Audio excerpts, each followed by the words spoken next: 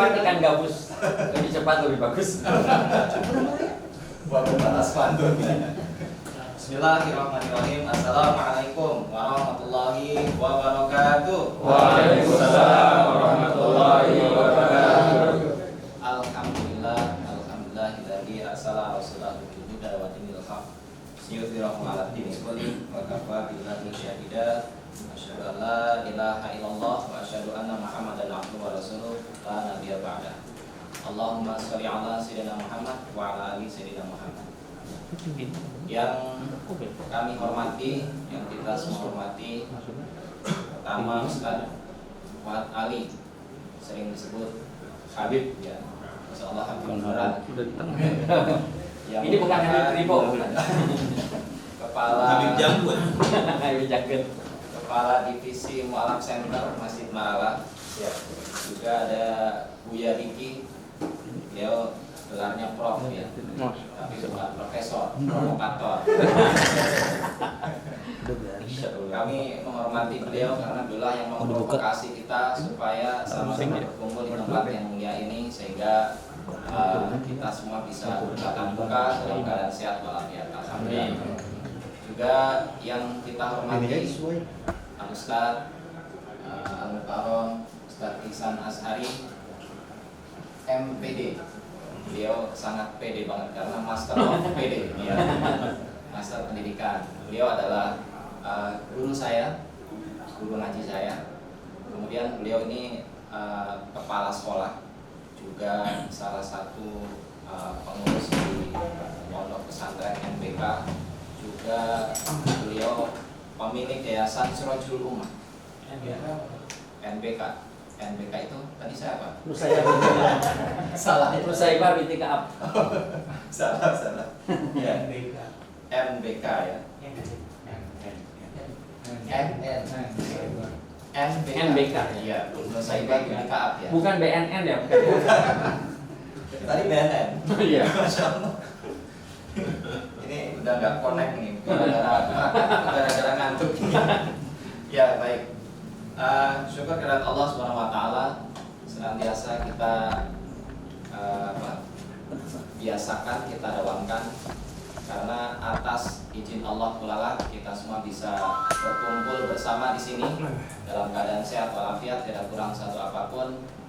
Bahkan sepertinya kebahagiaan semakin melimpah karena 2 tahun pandemi kita masih sehat, ya. Disambungkan kesehatan umat iman, umat Islam, dan saya berbahagia bertemu dengan saudara-saudara yang muka-muka baru, hawa-hawanya, aromanya aroma surga insyaallah. Yang menghadiri majelis taklim ini adalah majelis taman-taman surga.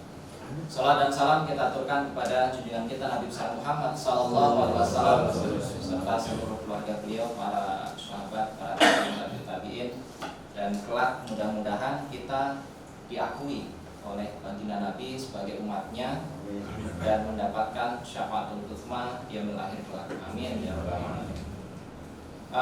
Ikhwan fillah rahimakumullah, kalau kita itu berkumpul di suasana Mu'alaf Center pas ngaji, luar biasa, ya. Seperti apa perjalanannya kita nanti akan simak. Berikutnya yang pamungkas nanti akan kita mohonkan Al-Mukarram Al-Ustaz Ihsan Ashari MPD untuk menyampaikan materi di kekuatan visi, ya.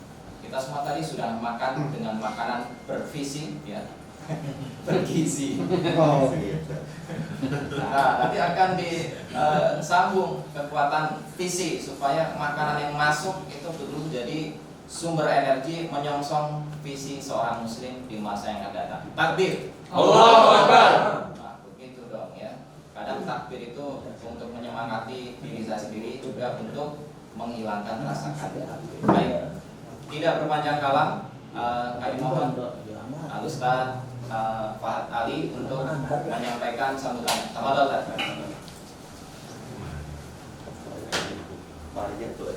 Ya. Assalamualaikum warahmatullahi wabarakatuh. Waalaikumsalam.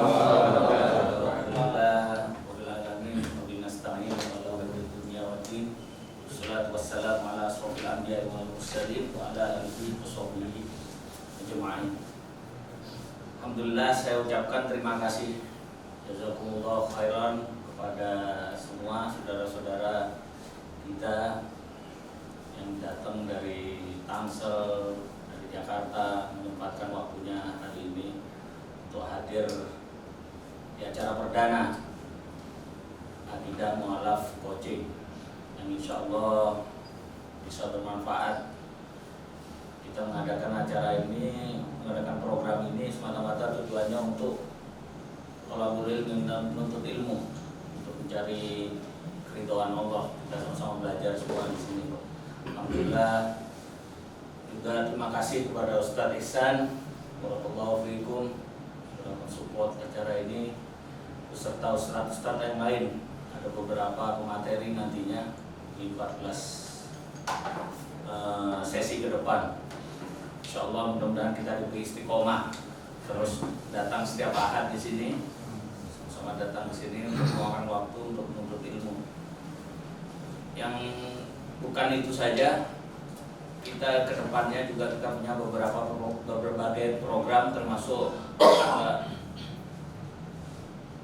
mencarikan solusi setiap apa yang kendala yang dihadapi oleh setiap ikhwan-ikhwan spesial mu'alaf. Kita akan mulai berafiliasi dengan divisi ekonomi di sini untuk membangkitkan UMKM untuk pemberdayaan para mu'alaf yang berkendala di finansial. Juga ada beberapa program lainnya juga. Insya Allah kita semua diberi kemudahan, kelancaran kedepannya, dan diberi istiqomah pastinya oleh Allah Subhanahu Wa Taala. Untuk mempersingkat waktu sementara ini saja dari saya. Assalamualaikum warahmatullahi wabarakatuh. Waalaikumsalam. Biar foto bareng Profesor sudah di sini tadi. Baik. Jazakallah hasanal jaza atas sambutannya, singkat, padat, jelas. Tapi yang saya tangkap tadi ini baru sesi pembuka ya para Bapak Ibu sekalian, dari Ibu ya, para Bapak sekalian. Sesi pembuka. Nanti ada 14 sesi. Ini sesi 1 aja menunya tadi apa? Nasi kebuli ya. Nanti sesi kedua sampai 14 menunya beda-beda. Sushi ada ya. Ada soto, ada mungkin sate dan lain-lain. Tapi dalam bentuk mie ya, kan gitu. Varian banyak, tiap hari bisa ganti-ganti. Baik, bercanda ya Bapak sekalian. Karena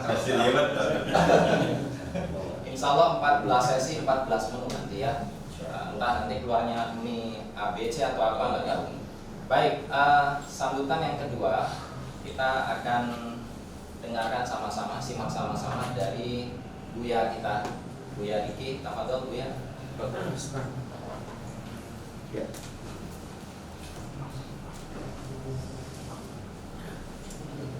Bismillahirrahmanirrahim. Assalamualaikum warahmatullahi wabarakatuh. Waalaikumsalam warahmatullahi wabarakatuh. Wassalamu ala rasulillah wa ala alihi wa sahbihi asyhadu an la ilaha illallah wa asyhadu anna Muhammadar Rasulullah.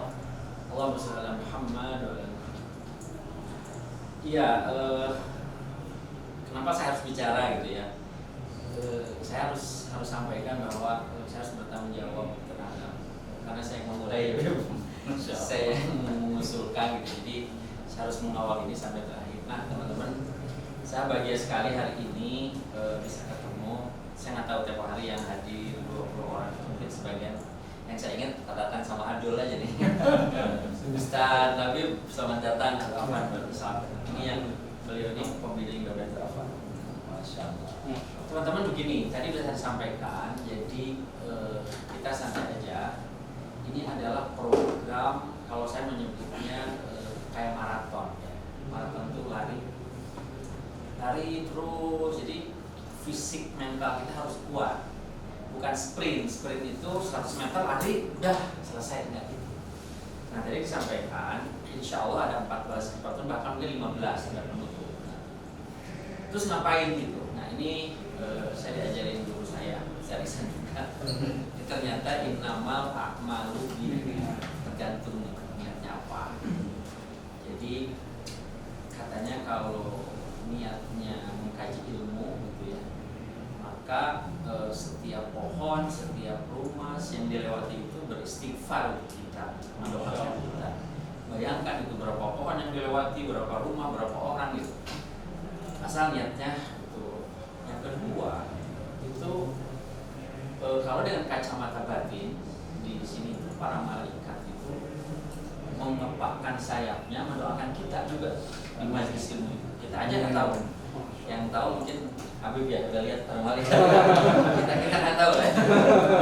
Nah, ada yang pernah berkunci di kamar kayaknya beliau melihat. Mudah-mudahan kita istiqomah ini di perdana betul. Jadi kalau dibilang perdana, makanya kenapa saya ambil visi pengalaman pribadi saya atas dasar visi inilah, sehingga saya bisa di sini, sehingga saya bisa di sini, saya bisa kemana-mana. Karena visi saya insya Allah nggak pernah padam. Saya bangun terus, bangun keluarga, kan tiap hari sampaikan membangun bisnis, membangun umat. Nah, ini adalah tanggung jawab kita semua. Jadi Ustaz Yuli tadi sampaikan, betul kita adalah ikhwan, saudara, akhi gitu kalau sendirian. Jadi tidak lagi mendengar kata saya jadi nggak pede nih, karena malam nggak begitu. Nanti Ustaz Isan karena disitu tadi MPD ya, nanti akan pede lagi sebagai muslim ya. Dan muslim itu harus percaya diri gitu. Karena baju yang dipakainya itu kan Allah yang memakaikan sebagai khalifah fil ard. Kalau pakai baju itu masa khalifah fil ard nggak semangat gitu. Nah, jadi kita munculkan. Terakhir teman-teman, bismillah bahwa ini adalah kajian dakwah. Ini adalah kajian thalabul ilmi. Kewajiban semua. Jadi saya pun akan mendengarkan sampai selesai. Dan ini berulang-ulang walaupun saya udah baca materinya 14 kali kayaknya masih belum dapat tuh di poin-poin mana nanti. Dan kita tidak tahu di materi yang mana kita membuat istiqomah. Saya kira itu yang bisa sampaikan. Assalamualaikum warahmatullahi wabarakatuh. Waalaikumsalam warahmatullahi wabarakatuh. Jazakallah khair Buya atas paparan materi, benar seorang prof ya, karena mampu memprovokasi kita terus semuanya. 14 berapa ya? Ini cuma 14 kali pertemuan tiap ahad ya. Itu perlu energi yang luar biasa. Maka betul tadi maraton itu kita harus mengatur ritmenya, kita harus mengatur strateginya supaya semangat terpompa terus. Nanti insya Allah Buya Diki yang akan memprovokasi kita untuk selalu hadir. Insya Allah ya Buya ya. Jazakallah khair. Kemudian yang ketiga kita akan menyimak sama-sama perjalanan seorang pemuda, masih muda ya, masih muda, gagah perkasa, ganteng. Saya menikah Pelatih kuda. Kalau mau kursus kuda, serius, masya Allah. Pelatih utama di Akarim Institute. Masya Allah. Ya, bisa kolaborasi sama mana? Iya. Wah, iya. Silakan, Ustaz Leonardo Maramis ya untuk menyampaikan. Itu kelas kaki aja, kelas kaki. Silakan, Mas Rio. Bismillahirrahmanirrahim. Assalamualaikum warahmatullahi wabarakatuh. Gimana kabarnya teman-teman semua? Semoga dalam kondisi sehat walafiat dan dalam kemuliaan Allah Subhanahu wa taala. Terima kasih teman-teman sudah hadir dalam majelis ilmu ini. Semoga niat dan langkah kaki kita untuk bisa menghadiri taman-taman surganya Allah bisa bernilai pahala di sisi Allah dan Allah meridhoi kita semua. Amin. Nah, perkenalkan, nama saya Leonardo Maramis. Saya salah satu mualaf yang ingin berbagi sepenggal kisah kepada teman-teman semua. Dan jadi teman ngeliatinnya saya gitu. Biasa ya. Itu biasa aja ya. Aja kita Kayak kegeeran. Karena ada perkenalannya teman-teman, nama saya Leonardo Maramis. Saya salah satu Mu'alaf yang ingin berbagi sepenggal kisah kepada teman-teman.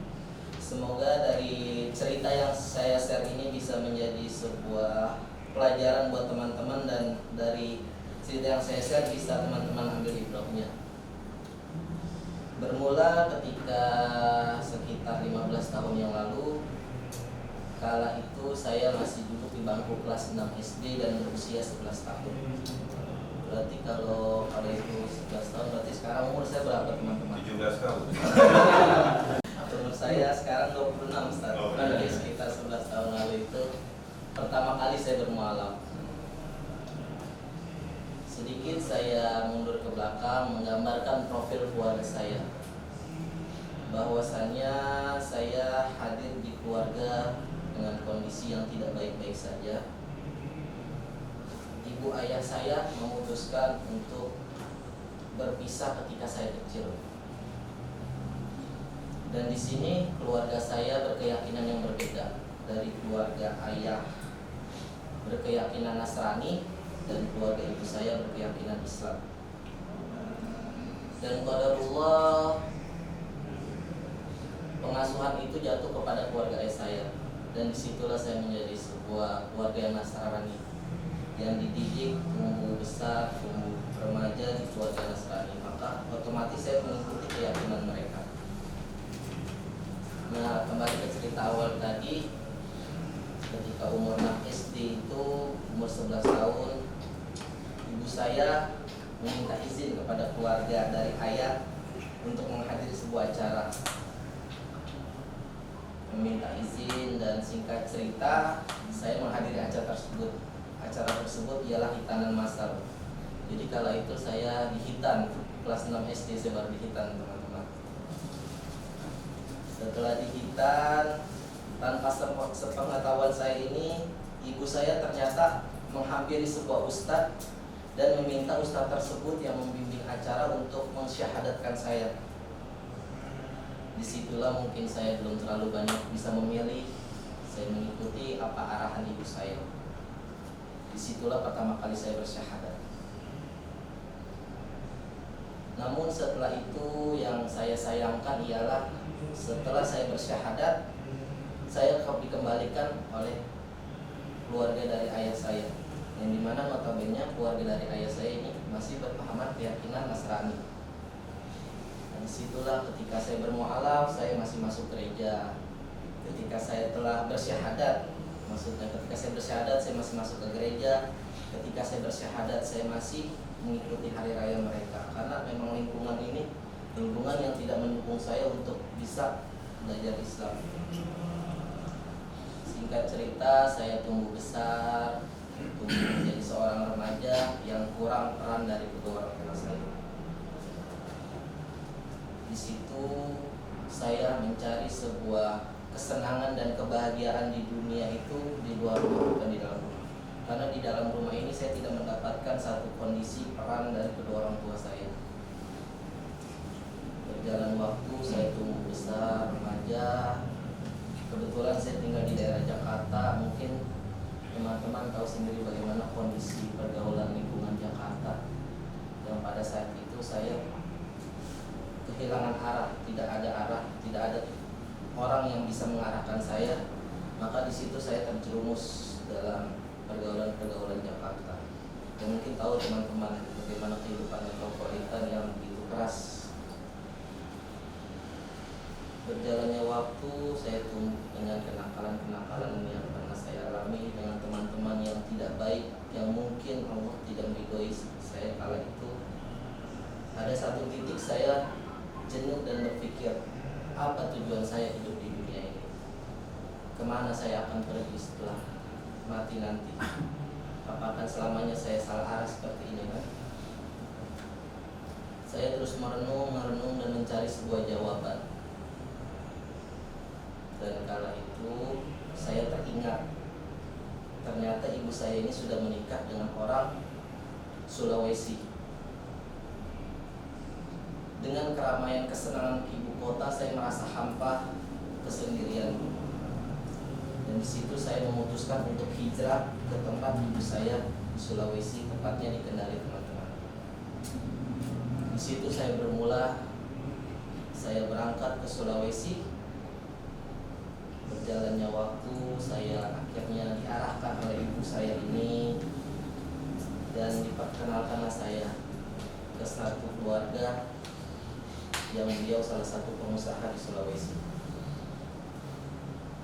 Singkat cerita, saya keterima kerja di situ dan berjalannya waktu, memang keluarga ini menjadi keluarga yang Islamia dan sedikit banyaknya mengajarkan kepada saya arti-arti kehidupan sesungguhnya, bagaimana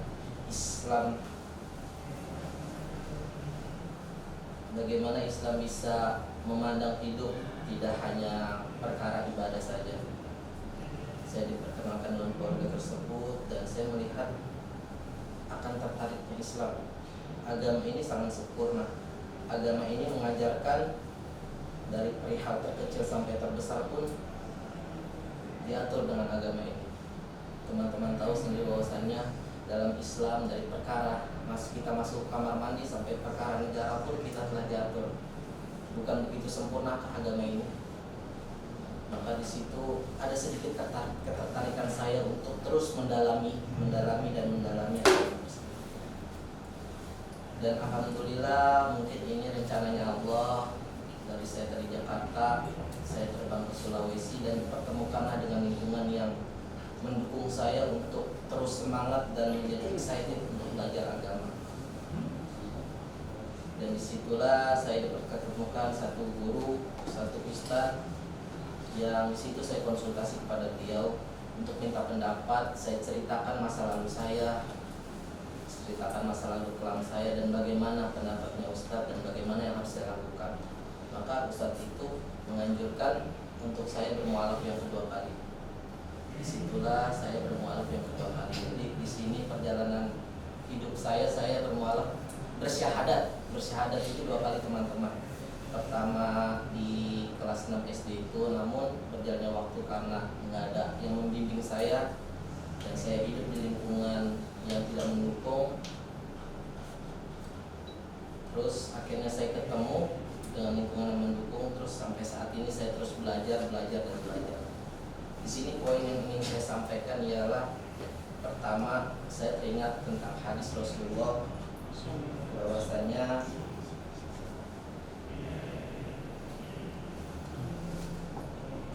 seseorang tergantung pada agama teman dekatnya. Maka hendaklah salah seorang dari kalian melihat siapa yang dia jadikan sebagai teman. Jadi dalam perjalanan hidup yang saya share ini, menurut saya lingkungan itu sangat berpengaruh teman-teman. Karena dari lingkungan kita bisa menjadi seseorang dan bahkan dari lingkungan kita menjadi seorang pejuang. Dan juga poin yang kedua ialah bagaimana peran sebagai orang tua. Di sini mungkin dari teman-teman sudah memiliki anak atau bahkan cucu. Saya memberi pendapat, terutama saya nih minta doanya yang telah akan menjadi orang tua, istri sedang hamil di Allah. Di sini saya ingin memberikan bahwasannya peran kedua orang tua dalam hidup anak itu sangat penting. Kenapa? Karena saya salah satu korban dari gagalnya peran orang tua yang tidak bisa hadir pada anaknya. Mungkin itu aja Ustaz, sharing dari saya, semoga bermanfaat dari teman-teman. Assalamualaikum warahmatullahi wabarakatuh. Ya, ikhwan fillah rahimahullah, kita doakan mudah-mudahan Mas Rionaldi, kalau Sulawesi mah bukan Mas ya, Daeng. Ya, Daeng Rionaldo ya, senantiasa istiqomah, nanti menjadi orang tua yang super ya, ayah yang super, yang mampu mendidik anaknya, mengajak keluarganya masuk surga. Juga sama-sama membersamai kita di 14 sesi ke depan ya Mas ya. Harus hadir loh, awas kalau enggak. Minggu depan bawa muda. Ya. Dan saya mau nambahin, aku nggak bersyahadat 2 kali, berkali-kali tiap saat baca syahadat lagi, tiap saat baca syahadat lagi. Alhamdulillah syahadatnya udah berkali-kali ya, sudah tidak terhitung. Maka ini menjadi bekal kita semua, cerminan kita bagaimana seseorang melalui sebuah perjalanan hidup. Ya kadang kita itu pas lagi keimanan naik, wah ibadahnya rajin. tapi saat lagi misalkan melihat dompet aromanya bawang merah, mata berair ya, dompetnya kosong. Itu rasanya kok aduh gimana ya, jadi males. Berarti ada sesuatu yang sepertinya salah. Maka hari ini kita akan belajar tentang kekuatan visi. Itu ya Bapak-bapak sekalian ya. Nah, sebagai gambaran gini, siapa yang rumahnya dekat Tangerang sini? Ada yang rumahnya dekat? Banyak. Yang dari Jakarta ada? Ada. Kelapa Gading lumayan jauh. Yang dari luar Tangerang ada? Tidak ada. Pak, saya tanya, kok Bapak nyampe sini itu kok bisa-bisanya nyampe ke sini? Gimana ceritanya?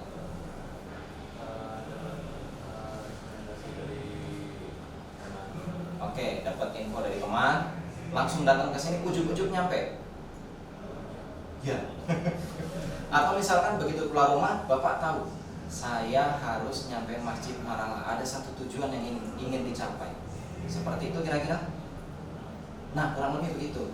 Bagaimana seandainya kita sebagai seseorang yang manusia biasa keluar rumah, kita nggak tahu mau kemana, kita bingung mau kemana, kita bahkan nggak tahu Marala ada di mana, kita nggak tahu targetnya itu di mana, kapan kita akan merealisasikan target. Kira-kira bapak-bapak akan nyampe ke sini dengan jam yang terlambat atau tidak, kita tahu itu? Tentunya tidak ya. Ketika kita sudah punya satu tujuan, maka ini akan mengantarkan kepada arah yang benar. Nah, ada satu survei bapak-bapak sekalian. Ini surveinya jadul, awal tahun 80-an di Harvard University. Di survei sekitar 5.000 mahasiswa. Harvard University 5.000 mahasiswanya disurvei. Kemudian survei ini menanyakan satu, apakah para mahasiswanya itu memiliki tujuan? Satu itu ya. Kemudian yang kedua, apakah para mahasiswanya ini berani menuliskan tujuan dan berani merinci seperti apa langkah-langkahnya, target-target jangka pendeknya seperti apa. Nah, ternyata dari hasil survei itu 84% mahasiswa Harvard University yang disurvei itu 84% tidak punya tujuan. 13%-nya itu punya tujuan tapi tidak berani menuliskan rinciannya akan seperti apa. Kemudian sisanya yang 3% baru punya tujuan, mau menuliskannya, mau menjalankan apa yang direncanakan. 10 tahun kemudian para mahasiswa ini kemudian sudah menyebar kemana-mana, sudah menjadi berbagai profesi ya, dikumpulkan lagi, dikorespondensi lagi, dikumpulkan, hasilnya adalah yang 13% itu memiliki penghasilan 2 kali lipat dari 84%. Nah, yang 3% memiliki penghasilan 10 kali lipat dari yang 84%.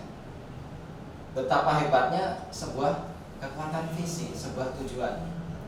Maka dari itu, ya, karena pengisinya bukan saya, ada yang lebih pakar. Beliau adalah Ustaz Ihsan Azhari MPD, ya, Master. Tapi nggak tahu nyambung di situ.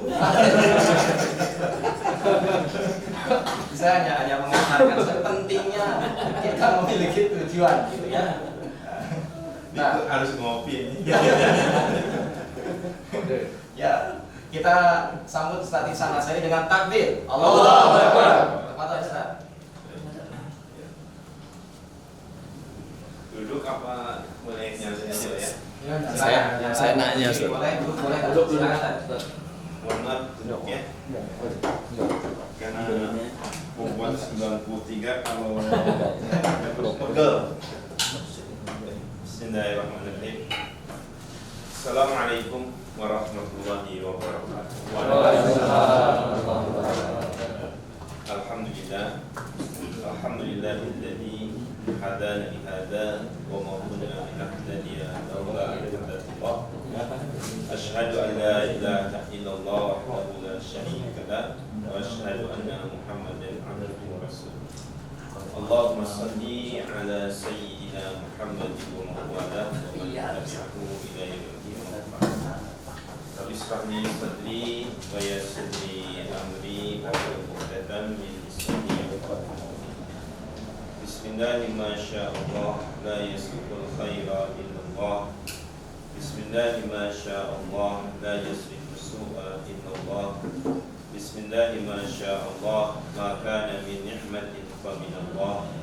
Bismillahi ma syaa Allah la haula wa la quwwata illa billah. Ihwafillah rahimahullah.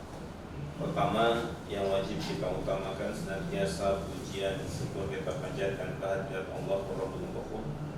Salawat serta salam tercurah limpahkan pada qudwah kita, uswah kita baginda Rasulullah sallallahu alaihi wasallam, keluarganya, sahabat, tabi'in, tabi'in dan kepada kita selaku umat akhir zaman ini, umat terakhir ini. Baik, perkenalkan saya Al-Fakir Ihsan Azhari, profesi ya pengusaha, pengangguran pengacara ya, pengacara, pengangguran banyak acara ya. Tapi ya sebetulnya jika menjadi seorang muslim, profesi pengacara itu tidak ada ya. Jadi awalnya saya pengacara, pengangguran banyak acara. Tapi setelah belajar Islam, maka hilanglah profesi pengacara itu menjadi apa? Kebalikannya pengacara. Ya, orang yang banyak acara tapi nggak nganggur begitu ya. Baik, ikhwah fillah rahimakumullah. Sehari-hari saya ngajar ya, mulai dari ngajar ngaji anak-anak sampai ngajar anak-anak sampai ngajar ngaji orang yang menjadi anak-anak lagi, maksudnya kakek-kakek gitu ya. Jadi tidak jarang cucunya ngaji ke saya ya, bapaknya ngaji ke saya, kakeknya juga ngaji ke saya. Jadi 3 generasi itu saya ngajar ya. Mulai jadi kepala sekolah dan pernah kepala sekolah SD sampai sekarang di SD Tahfidz, SD Islam juga sampai sekarang, kepala sekolah SMP pernah, wakil kepala sekolah SMA pernah, belum itu jadi presiden. Dan saya tidak berminat jadi presiden, bahkan mungkin mau nurunin presiden. Nggak bercanda ya. Baik, ikhwani fillah rahimahumullah. Kita saat ini akan belajar bareng tentang satu tema, yaitu kekuatan fisik. Ini kalau yang menyampaikan Buya Diki itu gayanya gaya trainer internasional, berdiri berapi-api begitu ya. Maka seharusnya yang berdiri di depan ini adalah Buya Diki begitu ya, atau Ustadz Juli Supiadi ya. Cuma beliau tadi menunjuk bahwa Ustadz Ihsan guru saya pada terbalik, saya muridnya beliau. Pinter aja itu padahal kita sebaliknya begitu ya. Nah, jadi kita semua di sini memposisikan diri sebagai seorang muslim, wa tawassaw bil haqq wa tawassaw bis sabr, saling nasihat menasihati untuk mengetahui kebenaran dan nasihat menasihati untuk mengetahui kesabaran. Dan tadi betul kata Ustaz kita, kata Buya Diki, pasang niat yang betul ya, innamal a'malu binniyat wa innamal likulli imrin ma nawa, dan seterusnya ya. Para ahli hadis ya, muhaddisin menuliskan hadis itu di awal kitab mereka. Imam An-Nawawi menulis hadis innamal a'malu binniyat itu di 3 kitab. Di kitab Al-Adhkar An-Nawawi hadis pertama itu. Di kitab Riyadhus Shalihin Imam An-Nawawi juga menulis hadis pertama innamal a'malu binniyat. Di kitab Arba'in An-Nawawiyah juga innamal a'malu binniyat. Ya. Dan Imam Bukhari juga menulis kitab innamal a'malu binniyat di awal kitabnya itu. Jadi istilahnya itu kita tidak akan sampai pada tujuan kalau kita salah memasang niat. Ya, niat itu ibaratkan alamat surat. Kalau salah nulis alamat, surat tidak akan sampai. Gitu ya. Maka kalau kita niat ke sini, gimana lah ini ada peluang dapat dana UMKM. Nah, misalkan ya, kalau niatnya ngajar dana UMKM mungkin dananya cair tapi ilmunya keberkahannya hilang. Nah, gitu ya. Saya mau kumpul di Marala, mau supaya dapat komunitas, ya kan. Dapat komunitasnya mungkin dapat, tapi lupa untuk memasang niat thalabul ilmi sebagai seorang muslim, maka thalabul ilminya akan hilang. Atau niatnya di rumah bosan ngomel-ngomel terus istri misalkan ya, supaya tidak diomelin sama istri, udahlah cari udara segar misalkan ya udah ngomel-ngomel hilang itu gitu ya. Cuma ya gitu. Atau niatnya mungkin sekarang nasi kebuli, minggu depan nasi apa lagi ya. Kalau niatnya nyari makanan mungkin dapat makanan tambah kiloan kayak siapa ya, saya misalkan ya. Tapi ya keberkahan ilmunya kan. Jadi kita niat pasang innama a'malu binniyat, kita niat lillah karena Allah, fillah di jalan Allah ya, dan kita akan kembali kepada Allah Subhanahu wa taala. Sepakat ya? Setuju ya? Takbir dulu. Allahu Akbar. Baik, terkait dengan kekuatan visi. Sini nggak muncul itu ya? Salah, arahin ke laptop. Enggak, maksudnya warna merahnya. Maksudnya kalau TV nggak bisa. Oh iya. Jadi ini harus laser khusus. Baik, terkait dengan kekuatan visi. Nah, ini disebutkan visi memang sesuatu yang tidak nampak secara langsung. Ya, jadi visi itu sifatnya kan abstrak ya. Tidak kelihatan, tapi karena faktor visi ini ya, faktor visi yang ada dalam diri manusia, seseorang itu bisa melejit jauh ke depan ya, menjadi orang yang hebat, mempengaruhi orang ya, dan kemudian melahirkan karya-karya serta memberikan kontribusi untuk apa yang dia visikan, memberi kontribusi untuk diri, keluarga, agama serta umat kebanyakan. Itu karena faktor visi ya. Nah, jadi dengan visi yang dimiliki seorang ini akan memberikan energi yang sangat dahsyat. Jadi saya nggak usah jelaskan lagi apa itu visi ya. Semuanya paham lah itu visi itu sebagai sesuatu tujuan ke depan yang harus diraih atau dicapai. Nah, ada sebuah tulisan ya yang ditulis oleh Jamie Confido itu.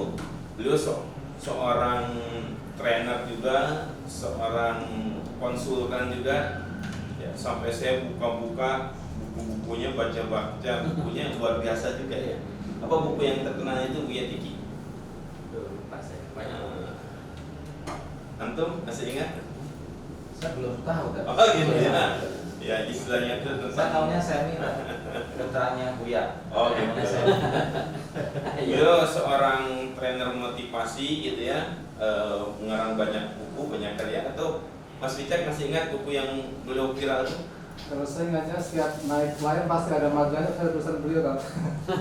Ada ya? Kita diambil dari materi yang ada di majalah klien Max itu. Ya, beliau termasuk orang-orang yang mendapatkan posisi khusus juga di situ ya. Jadi bukunya itu tentang apa tuh? Saya juga kepada dan saya ingat betul. namanya juga manusia ya, kadang-kadang ingat, kadang-kadang lupa. Untungnya bukan kayak Quran yang saya lupa, pengarang. Nah, menurut pandangan beliau ya, untuk mengukur visi itu bisa dilakukan dengan berbagai cara. Di antaranya adalah ya, apa yang dikatakan ada 3 tukang batu yang sedang memasang batu bata. Jadi untuk mengukur apakah orang itu punya visi atau tidak, sederhana, cari tukang batu bata ya, taruhlah misalkan ada tukang A, tukang B dan tukang C. di mana tukang A, tukang B ini pekerjaannya sama, tenaganya sama, waktunya sama. Kerjanya pekerjaannya sama, tenaga yang dikeluarkan sama, bekerja dengan jam kerja yang sama, ya, dan seterusnya. Lalu masing-masing 3 tukang batu ini ditanya dengan pertanyaan yang juga sama. Ya. Nah, jawaban atas pertanyaan itulah yang kemudian yang akan membedakan tukang batu bata A, B, dan C. Apakah mereka itu punya visi atau tidak? Ini sebelum kita bicara tentang ayat dan hadis ya, nggak apa-apa ngobrol ini dulu ya, santai dulu ya. Soalnya saya dilihatin Mas Wicak ini trainer internasional. Ya, beliau sering keluar negeri, ke Malaysia. Dulu tuh naik Lamborghini. Kalau saya naik Vespa gitu ya. Ada yang udah kenal Mas Wicak? Angkat tangan yang namanya Mas Wicak. Salah ya. Ya. Saya mau konsultasi tentang pengalaman bisnis, banyak pengalamannya beliau. Kalau mau pesen Lamborghini juga beliau bisa. Atau mau gabung ke kelas pengusaha juga bisa. Ya. Nah, kembali lagi sini. Apa yang membedakan antara tukang batu bata A, B, dan C ini? Jawaban atas suatu pertanyaan yang sama. Apa pertanyaannya? Ya.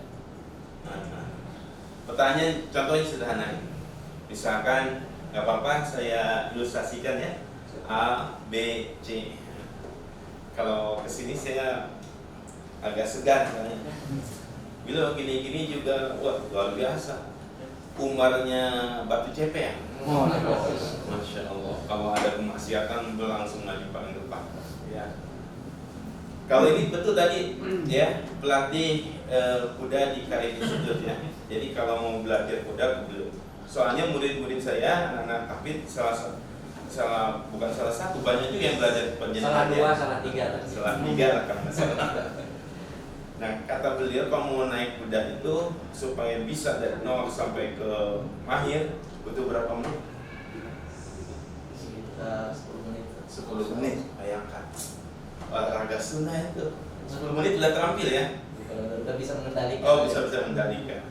Jadi kuda yang liar sama beliau sepakat aja. Udah langsung bisa kendalikan. Iya. Apalagi kalau kudanya kuda betina tetap ada yang GR kudanya.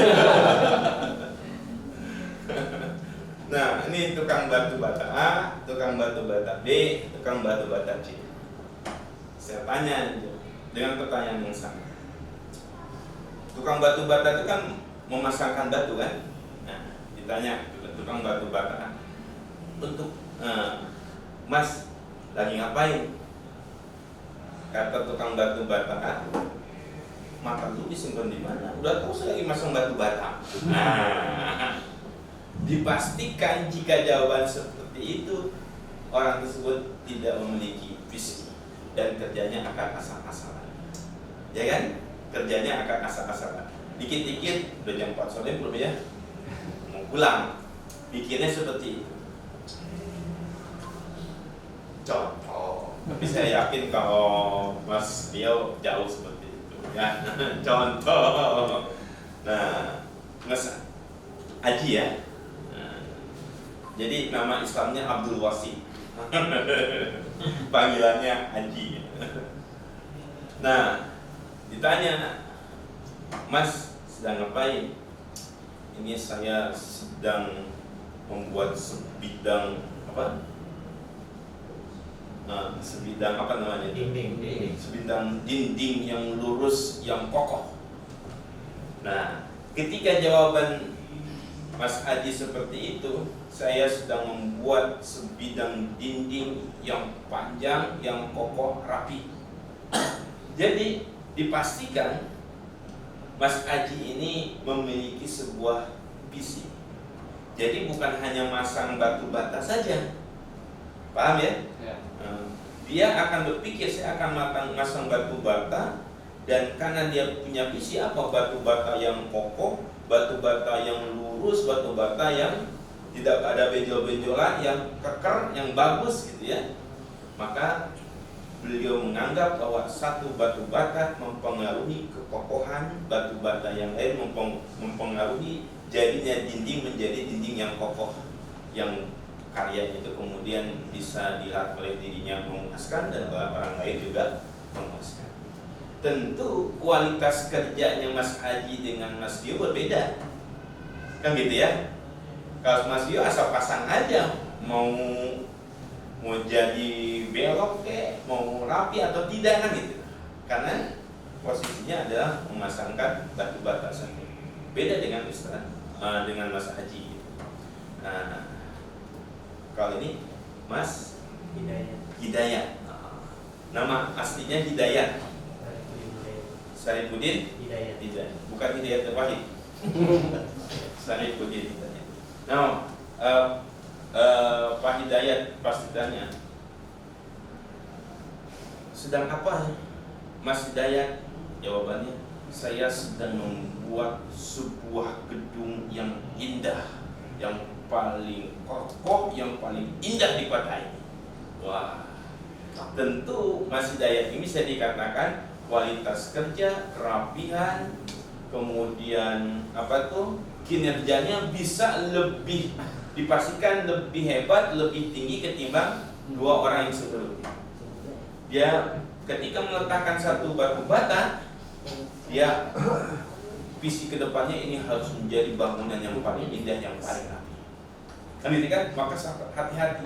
Ketika waktu jam 4 udah waktunya pulang, dia kalau bisa nginap di tempat itu. Jangan dulu pulang. Saya mau lembur nih, belum selesai, belum jadi sebuah karya yang hebat, kan begitu ya.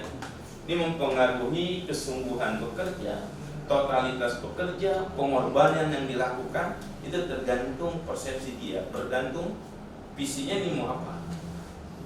Kira-kira pekerjaan yang sama, waktu yang dikeluarkan sama, ya, dengan adanya visi berbeda nggak? Berbeda nggak? Beda.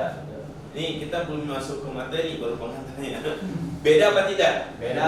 Nah, yang ngantuk-ngantuk kopi. Boleh ngopi kan panitia ya? Ada kopinya? Ada, Pak. Ya. Siap. Kalau ada kopinya saya 12.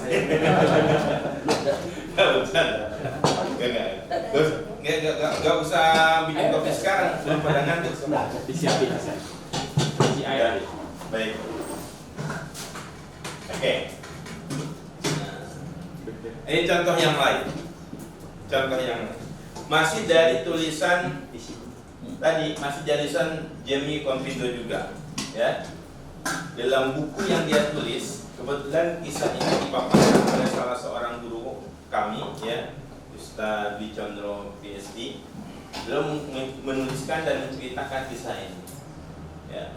Nah, Jamie Kompindo ini dalam karyanya, dalam buku yang beliau tulis, ada sebuah pengalaman ketika persiapan S2 di Korea Selatan. Ya, Jamie Kompindo itu ketika dia S1-nya di Indonesia, tapi S2-nya di Korea Selatan. Ceritanya beliau ini bertemu dengan seorang mahasiswi. Mahasiswi itu laki apa perempuan? Perempuan. Biasanya mahasiswi baru S1 asli Korea Selatan ini kurang lebih seperti Blackpink. Oh, saya tahu Blackpink, Ustaz. Blackpink. Blackpink. Wah, hobi banget itu kayaknya. Oh, kalau Albert jago Albert.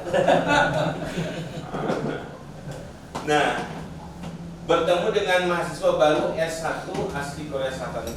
Kurang lebih usianya kalau mahasiswi S1 namanya juga mahasiswa angkatan baru kan, berarti kan baru lulus SMA. Ya. Usia SMA orang Korea dengan orang Indonesia sama-sama lah, gak jauh beda kan gitu ya. Usia sekolah kan rata-rata usia sekolah baik di Polandia sebagai rujukan pendidikan internasional di Amerika rata-rata sama 7 tahun, ya kan. Kadang-kadang di Polandia dan Eropa tidak menyekolahkan anaknya kurang dari 7 tahun, rata-rata 7 tahun, karena terkait dengan perkembangan psikologi, beban pendidikan dan sebagainya. Cuma Indonesia sok modern, anak 3 tahun dipaksakan harus sekolah. Ya kan? Ya. Padahal Rasulullah sendiri muru auladakum bisolat bahwa sab'asinin. Perintahkan sholat itu usia berapa? 7 7 tahun ya kan. Kalau 10 tahun nggak mau sholat boleh dipukul. Jadi mukul anak itu gue mubalik tanpa berbekas bolehnya kapan? Ketika tidak mau sholat dan itu di usia 10 tahun. Jangan seperti Mas Adi ya, anak nggak mau makan cubit, anak nggak mau mandi pukul gitu. Contoh nih, itu dolim itu. Ya orang-orang sekarang kan jamaahnya Masjid Marala rata-rata anak usia 3 tahun 4 tahun dari sekolah ini kan. Les ini, les piano, les suling gitu. Les matematika, macam-macam stres tuh anak itu. Ya, padahal ya jangan seperti itulah. Pendalaman agama dulu utamakan baru yang Oke. Nah, terjadi dialog antara Jamil Kopindo dengan mahasiswa baru S1 tadi itu. Awalnya berpikir, lah ini anak baru SMA, ngapain ngobrol-ngobrol, paling ngomongnya masalah apa? Masalah TikTok, masalah apa lagi? Bisa Blackpink. Blackpink. Terus anak SMA sekarang kalau diajak ngobrol nyambungnya kemana? BTS Blackpink rata-rata mana? Blackpink, terus BTS. BTS tuh ya. Aduh. Pak Habib pernah lihat BTS? Enggak tahu ya. Baru anak mau tanya ini. Kayaknya kalau lihat Blackpink besoknya hobi itu. Enggak, bercanda tuh ya. Nah, terjadi dialog antar keduanya. Ya namanya juga apa ya, say hello. Awalnya begitu niatnya ya.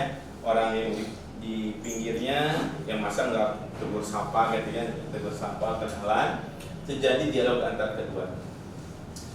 Nah, tiba-tiba mahasiswa baru S1 tadi itu dari Korea Selatan ini mengajukan satu pertanyaan pada penulis. Maksudnya siapa penulis ini? Jenny. Nah, hafal banget itu ya. Satu pertanyaan itu tidak bisa dia jawab. Luar biasa, tidak bisa dijawab. Mau tahu pertanyaannya? Ada yang sudah tahu? Nah, pertanyaannya apa? Benar-benar tidak bisa dijawab. Nah, pertanyaannya adalah, saya juga lupa. Enggak. Nah, sebelum kesini, tanyanya begini. Bapak dari mana? Kurang lebih seperti itu. Dari Indonesia. Mencengangkan, mengagetkan, dan membuat lidahnya itu perlu tidak bisa menjawab pertanyaan. Indonesia kira-kira kapan menjadi negara nomor 1 di dunia? Wih, itu pertanyaan datang dari anak yang baru lulus kemarin SMA, ya kan? Yang tadinya berpikir, oh ini TikTok kan, berapa subscribernya gitu kan? Terus bicara tentang Blackpink, macam-macam gitu ya. Mungkin waktu itu nggak ada Blackpink, kan ini kan tahun 1995. Blackpinknya belum lahir. Nintendo lah. Ya, itu membuat satu kesalahan besar. Ya, satu kesalahan besar, dia berburuk sangka, dia memandang bahwa anak ini anak baru kemarin sore, seperti layaknya anak-anak orang Indonesia yang ya usia SMA aja ya nongkrong, main game. Ternyata pertanyaannya sangat menukik. Kira-kira Indonesia kapan menjadi nomor 1 di dunia? Bisa jawab gak Pak? Bisa jawab gak? Wah, itu pertanyaan yang ngajak gelut gitu. Kayak gini dah. Iya. Tapi Indonesia itu dari dulu terkenal hebat. Ya. Kalau sekarang kemarin tuhnya di Jerman dengan bangganya memamerkan mobil bukan mobil yang transparan, yang mesin-mesinnya bisa kelihatan gitu ya. Tuh yang pakar Lamborghini ya. Iya kan, betul ya? Mobil transparan dengan kualitas alat-alatnya yang bahan-bahan pembuatannya kualitas tinggi. Wah, macam-macam lah gitu ya. Justru Indonesia jauh lebih hebat. Ya, kalau itu kan transparan. Indonesia juga ada wujudnya. Sudah pesen 100.000 unit sampai sekarang. Lebih hebat. Enggak sombong Indonesia itu. Kalah Jerman juga kan. Paham maksudnya ya? Paham. Nah, kembali lagi sini. Kan nggak bisa jawab, karena nggak bisa jawab. Nah, namanya juga orang pintar kayak guru kan. Pak Guru mau bertanya, ketika nggak bisa jawab, gurunya mikir, sabar ya nak, jangan terburu-buru, nanti pertanyaan kamu akan dijelaskan materi minggu depan. Jangan dulu, padahal dia lagi mikir ini jawabannya apa gitu. Nah demikian juga ya, ketika dia nggak bisa jawab, dia nggak mau kalah, akhirnya menggunakan teori serang balik. Apa? Nah, jawab lagi, nanya lagi. Memang merasa tidak punya jawaban yang baik, saya balik bertanya. Kayak kata Jimmy Kopindo itu, memang kapan Korea Selatan akan menjadi negara nomor 1 di dunia? Ya, kapan Korea Selatan akan menjadi negara nomor 1 di dunia? Jawabannya apa? Dengan tenang, kalem, perempuan itu mengatakan tahun 2010. Bayangkan, anak usia SMA ngomong dengan yakin pede 2010 Korea Selatan akan menjadi negara nomor 1 di dunia. Ya. Ini satu serangan yang di luar dugaan penulis ini. Kenapa? Tidak percaya dengan jawaban yang muncul dari seorang ABG milenial tersebut. Kemudian kenapa? Karena memang notabene ABG ini ngomongnya musik, entertainment, gitu kan, cuma urusan negara. Tapi ketika ditanya, emang Korea Selatan jadi negara nomor 1 kapan?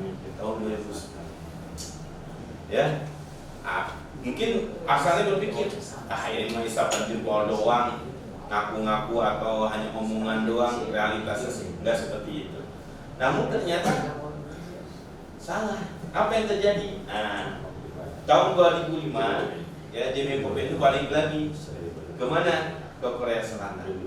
Ternyata sebelum pergantian milenium berarti kapan itu? Sebelum tahun 2000. Ya, kita kan dulu waktu pas milenium warnanya milenium semua kan? Iya. Ini bajunya Mas Adi mungkin dibeli waktu milenium tuh abu-abu. Betul nggak? Atau enggak? Pak Diki ganti mobil Avanza warnanya milenium juga. Sekarang dijual ya? Iya, Jadi dijual. Ini korban milenium. Sebelum pergantian milenium, merek-merek elektronik Korea Selatan tidak dikenal dunia, termasuk juga oleh konsumen di negara Indonesia. Tidak ada. Namun rakyat Korea Selatan beramai-ramai membeli barang-barang elektronik pabrikan mereka yang harganya lebih mahal, kualitasnya lebih buruk dari produk-produk Jepang. Jadi karena visi yang dibangun oleh penggagas negaranya, oleh tokoh-tokoh pejabatnya, oleh guru-guru di sekolah, sampai anak SMA pun meresap tuh visi itu, tahun 2010 Korea Selatan harus menjadi negara nomor 1 dunia. Kan begitu? Harus menjadi yang terbaik, sehingga visi itu membuat warga negara, para dosennya, guru-gurunya, pejabatnya itu memberikan pengorbanan lebih. Apa bentuk pengorbanannya? Warga negaranya mengorbankan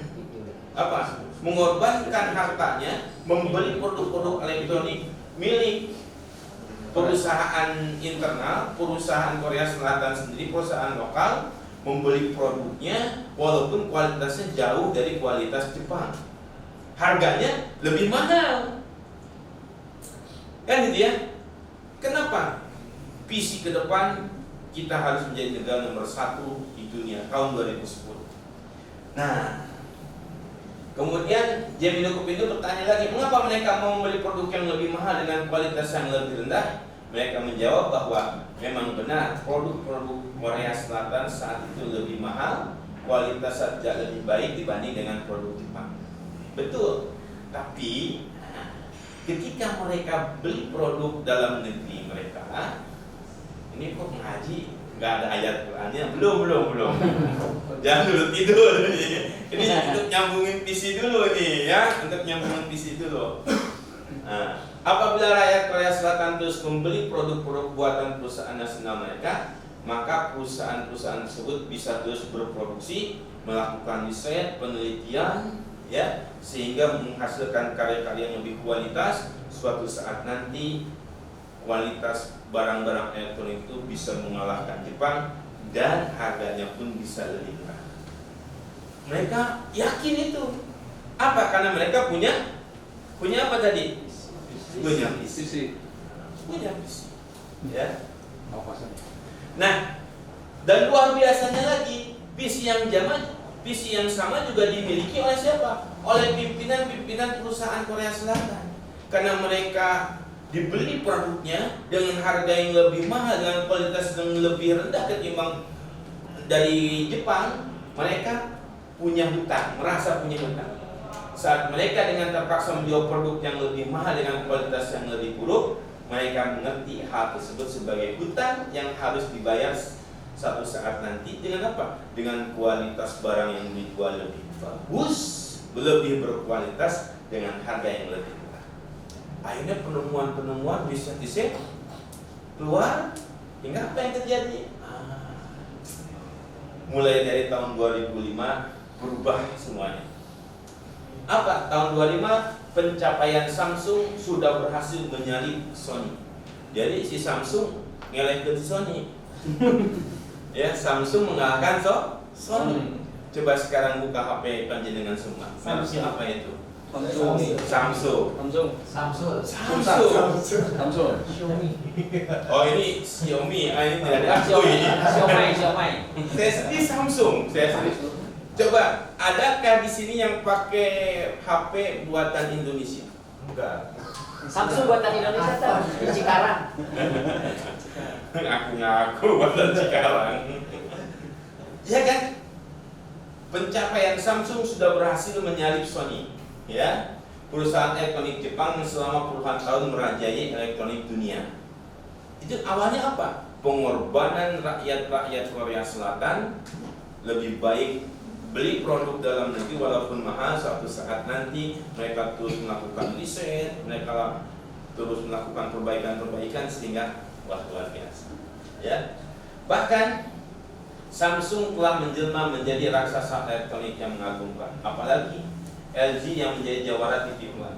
Ini LG bukan? Ya. Oh, bukan, benar ini. Luar biasa ini. Ini betul, buktinya apa? Tuh, LG. Ya, kayaknya saya kalau ada LG dapat fee saya ini. Tolong dipilahkan bagaimana pas LG-nya itu. Ini ada Sony. Oh, itu masih Sony. Oh, masih Sony. Nah, di bidang otomotif, mobil-mobil Korea Selatan juga malah mulai bisa menyaingi mobil-mobil Jepang, Eropa, dan Amerika. Seperti Kia, Hyundai, yang sebelumnya asing di telinga kita, sampai sekarang asing nggak? Bagi yang belum punya mobil asing. Ya, tapi Kia, Hyundai sekarang udah di mana-mana. Udah mewah ke Eropa. Iya, luar biasa. Ya. Bahkan salah satu guru kita tuh pernah pergi ke Jerman. Di Jerman itu cari-cari, kan Jerman kualitas mobilnya otomotif luar biasa. Betul gak Mas Dujak yang pernah pergi ke Jerman? Mercy ya, di sana Mercy, BMW, wah, pokoknya aneh-anehnya ya. Nah itu kan luar biasa. Tapi apa yang terjadi?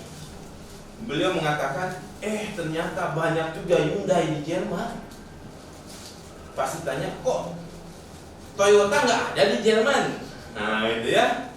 Tapi kok mobil merek Korea Selatan Hyundai ada? Kata orang Jerman, kualitas produk Hyundai sudah setara internasional. Luar biasa.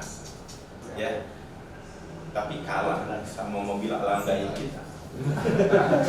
Ya, belum apa-apa 100.000 unit gitu ya, udah dipesan ya nggak Pak? Sampai sekarang, masya Allah, itu lebih sakti. Kalah lah. Lebih baik dilihat di jalan dilihat. Kenapa? Oh, ini mengambil ini. Ya. Oke. Nah, bagaimana Korea Selatan sekarang? Nah, tahun 2010 Korea Selatan memang belum menjadi negara nomor 1. Betul kan? Ranking berapa Korea Selatan?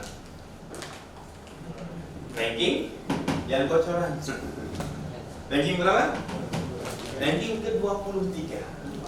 Tapi walaupun ranking ke-23, mereka sudah mengarah kepada posisi tersebut. Ya kan? Terus maju. Ini sebuah gambaran yang sudah terbayang jelas dalam benak setiap warga negaranya. Bahkan anak SMA saja kalau ditanya kapan Korea Selatan menjadi nomor 1, 2010. Wah, ya kan? Pedagangnya kapan? 2010. Para pengusahanya 2010. Luar biasa ya. Jadi andaikan umat Islam ditanya kapan Islam menguasai dunia? 2024. Wah, kapan? 2024. Antum 2024 menjadi apa? Menjadi al-fatihnya umat Islam. Bangga ini. Luar biasa. Ya kan? Ustaz Haji 2024 menjadi apa? Umar bin Khattabnya. Oh, kan keren gitu. Ya itulah. Kalau semua visi itu merata, ini kan baru visi berupa apa? Urusan dunia lah istilahnya. Betul nggak? Betul. Urusan menata negara, urusan ekonomi, sampai kemudian visi itu menjadi satu kesatuan antara pemimpinnya, antara warga negaranya, antar pemimpin pengusahanya, gitu ya. Ini pengaruhnya luar biasa. Kalau masing-masing kita antara Arab, bilang Muslim yang sudah senior, kan gitu ya, dengan ustadznya, wah, satu visi luar biasa. Ini ditanya, Ustadz, visi Ustadz ke depan apa? Pesantren saya 5 lantai. 5 lantai. Terus apa lagi? Muridnya 2000. Muridnya 2000.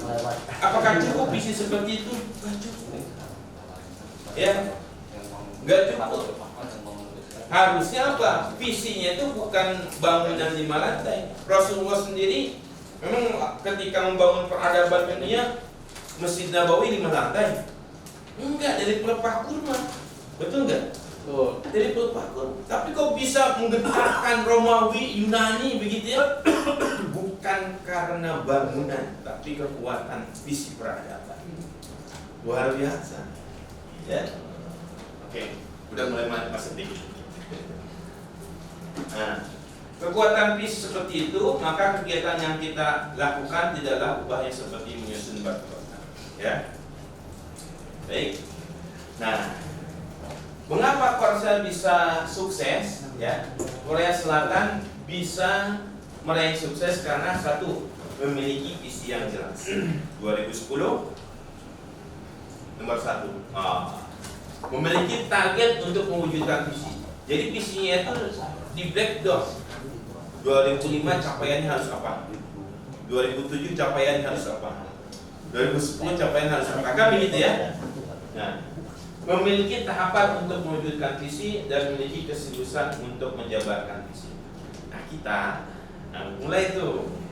Kira-kira kapan antum menjadi mustahid mustaq? Wah, gitu ya. Kapan Mas Dayat hafal Quran? Alhamdulillah gitu ya. Kapan Islam ini akan menang? Nah, itu harus menjadi bagian dari visi. Oke. Nah, sekarang bagaimana dengan umat Islam? Kira-kira sebelum ke sini, kira-kira kita sebagai bangsa Indonesia visi kita ke depan apa? Atau mungkin panjenengan sebagai bagian dari warga negara Indonesia, tahukah visi Indonesia 2025 apa?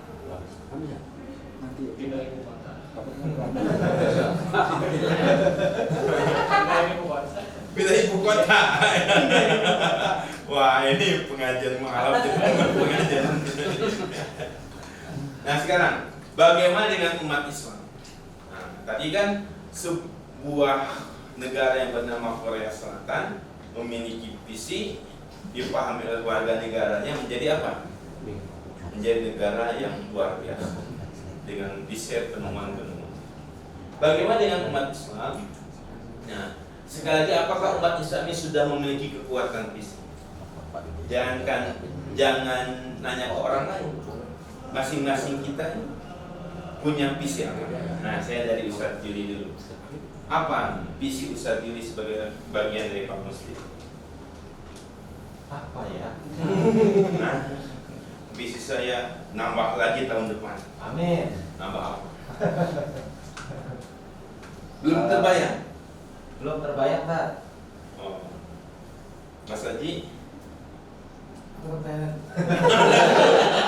Saya menjelaskan dari asal. Terus saya nanya sama tembok aja. Sebagai bagian dari umat Islam, ya. Tadi pertanyaannya, sekali lagi, apakah umat Islam sudah memiliki kekuatan visi saat ini? Belum. Nah, sekarang kita breakdown Ustadz Haji sendiri atau Mas Haji atau Syekh Haji, ya, sebagai bagian dari kaum muslimin saat ini memiliki visi apa? Ya, seharusnya visinya menuju ke akhirat ya, yakni lisna faid al-hayat al-islamiyah. Wah, menuju akhirat, melanjutkan kehidupan Islam. Begitu. Ustaz Fahad, Udah pinter bahasa Arab. Ustaz Fahad Ali kan udah punya visi, Pak. Hah? Ustaz Fahad Ali. Oh, Fahad Ali. Gimana visinya? Jenggotnya semakin panjang. Baru satu ya? Memuslimkan orang yang belum muslim. Baru satu ya? Iya, Ustaz. Udah nikah belum? Alhamdulillah. Udah, baru satu. Apanya Ustaz? Udah tiganya. Udah tiga. 4 anaknya. Satu di Surabaya, satu Tangerang, Jakarta. Kalau laki-laki itu kalau ngomong tahajud semangat gak ada yang ngantuk. Apa visinya Pak Habib? Memuslimkan orang yang belum muslim. Masya Allah. Takbir. Memuslimkan orang yang belum muslim itu bisa jadi maknanya dua. Pak Habib menganggap orang yang muslim sekarang masih kafir. Yang kedua, menambah kualitas keislamannya. Ini yang mana nih yang benar nih? Menambah kualitas Islam. Menambah kualitas. Oh, iya, bagus. Luar biasa. Takbir. Oke. Apakah umat Islam sudah memiliki kekuatan visi? Oke. Ya. Kita tanya sekarang, ya, untuk ngeceknya gambarannya seperti ini.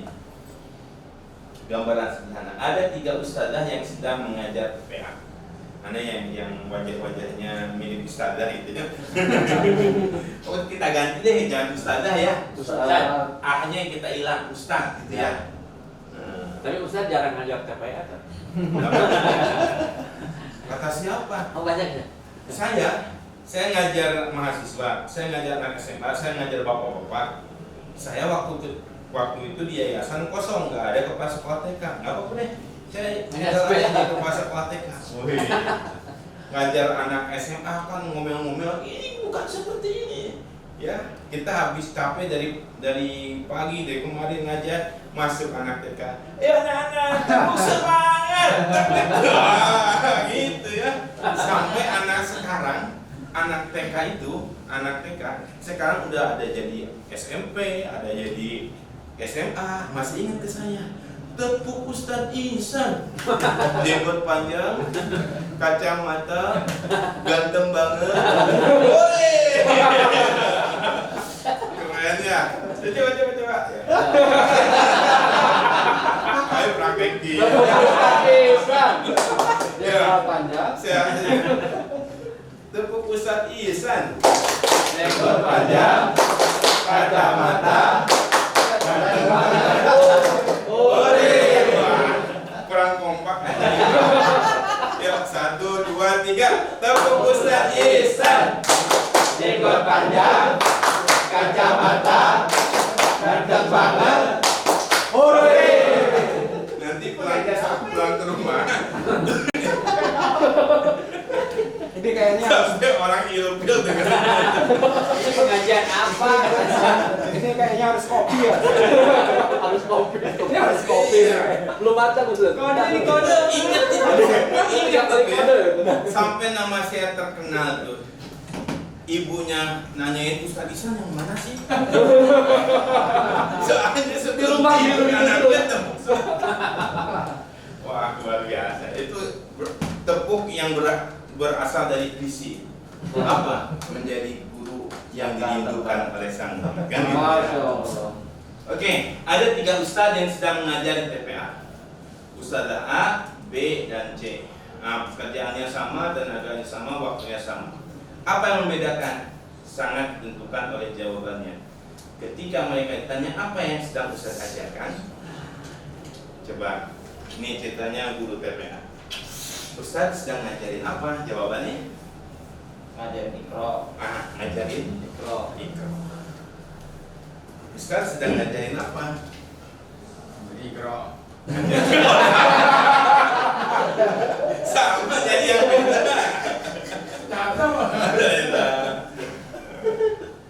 Ustadz sedang ngajar apa? Iqra juga. Oke. Kalau ditanya Ustadz sedang ngajar apa? Lihat dong Iqra nih. Sama dong kayak tadi. Sama misalkan Iqra. Tapi kalau misalkan yang kedua, biasanya jawaban yang beda. Ustadz ini sedang ngajar apa? Dan mendidik beragama. Wush. Masya Allah. Langsung yang cek. Ini langsung loncat. Kalau dia Ustadz cek aja. Ya B-nya dulu nih. Ya.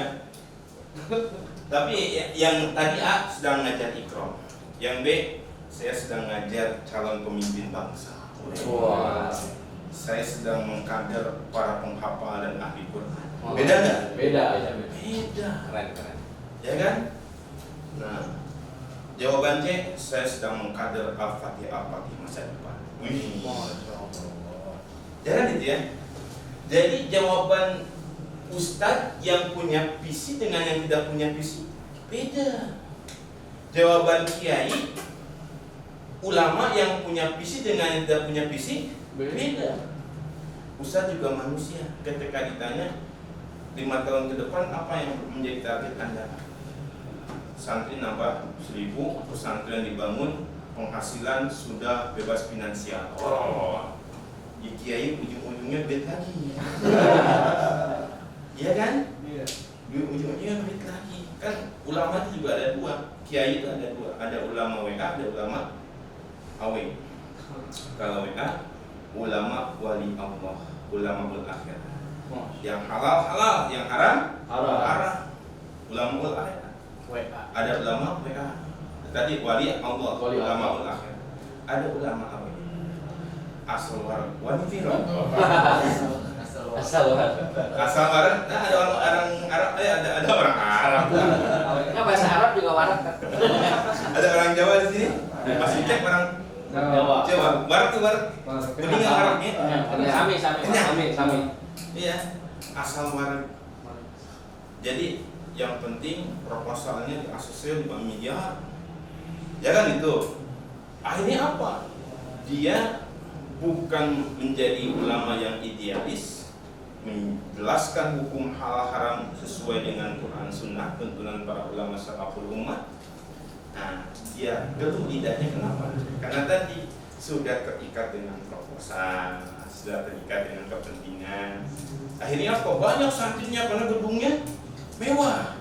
Tapi 6 tahun nyantren di pesantrennya gak ada nih di kiai ustaz yang jadi ulama. Kebanyakan jadi artis ya. Ini kan banyak ya. Ini pengaruhnya apa? Majlis ilmu pesantren sudah hilang keberkahannya. Karena bisa jadi dibangun dari harta yang ada subhatnya. Kan itu ya. Jadi misi seorang ulama itu bukan hanya bangunan pesantren yang mewah. Santri banyak, tapi betul-betul menggerakkan santri ini sebagai bagian dari umat untuk membangun peradaban. Bagaimana walaupun santrinya sedikit, tapi mempengaruhi umat. Kan gitu.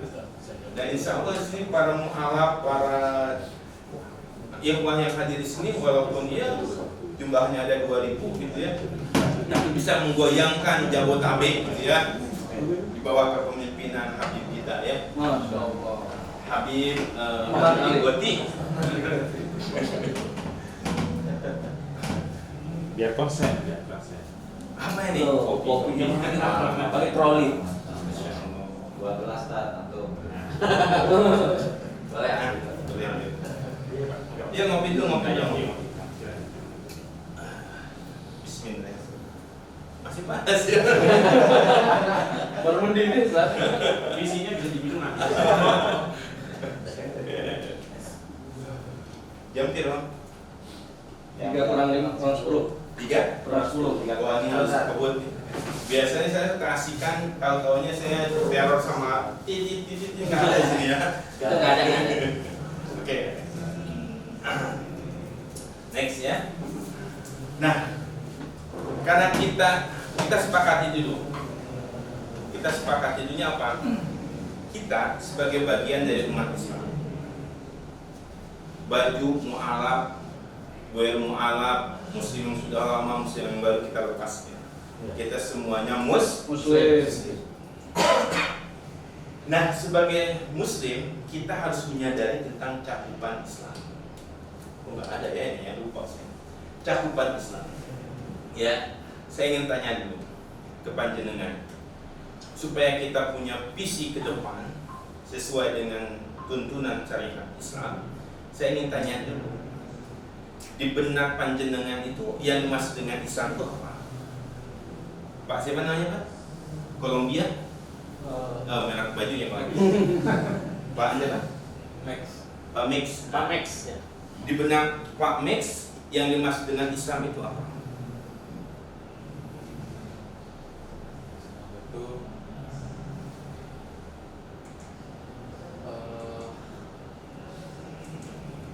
Oh ini nggak bisa ya? habis Habis berapa? memang nggak ada itu. ini ada. Hah? Bisa jadi baterainya habis. Habis PC. Oke. Apa Pak Mix? Pedoman hidup. Takbir. Bisa lebih didetailkan Islam itu sebagai pedoman hidup. Terus apa lagi? Ya, ya.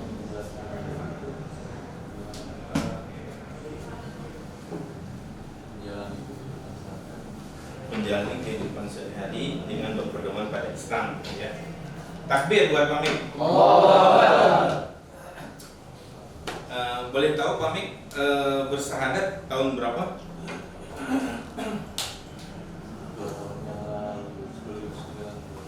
2019. Mudah-mudahan semakin soleh, semakin bertakwa. Pak siapa Pak? Pak Yudi. Nama saya Ihsan Pak. Nah, kira-kira menurut Bapak yang dimaksud dengan Islam itu apa? Islam bisa subuh, luar, asar, maghrib. Ini Pak Ustaz ini tolong dipikirin. Iya. Monggo Pak. Manual aja di Islam itu tunduk Bukan, pasrah pasarnya nggak ada. pada ketentuan-ketentuan yang sudah ditetapkan oleh Allah. Tunduk pasrah pada ketentuan-ketentuan yang dikehendaki oleh berasal dari kata salam yusallim islaman, ketundukan pasrahan gitu ya. Oke. Bapak siapa namanya Pak? Alwi apa? Ada panjangannya? Muhammad Alwi Wali Rasul. Masya